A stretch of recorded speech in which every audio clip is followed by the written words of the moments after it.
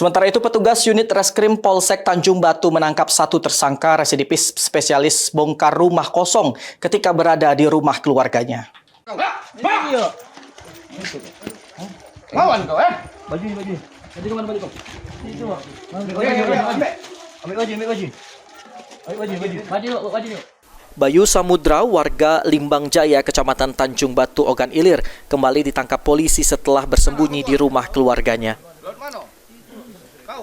Pria berumur 23 tahun ini ditangkap atas kasus bongkar rumah kosong. Setelah ditangkap, polisi meminta tersangka untuk menunjukkan barang bukti yang dicurinya.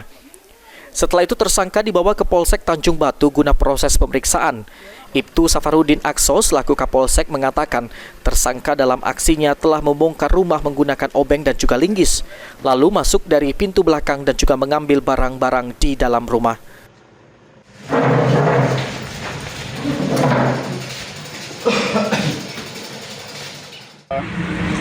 Untuk kasus ini adalah kasus dari operasi sikat musuh pertama tahun 2025, yaitu dengan tindakan pidana mencurikan dengan pemberatan 363 KUH pidana dengan tersangka Bayu Samudra dan korban Novitasari.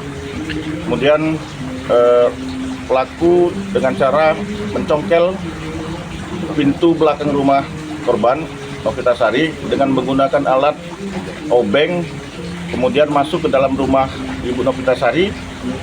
Di situ ditemukan celengan yang berisi 2.500.000. Kemudian ditemukan lagi buket bunga dengan jumlah uang 100.000. Bayu sendiri sebelumnya pernah menjalani tahanan di balik jeruji besi pada tahun 2019.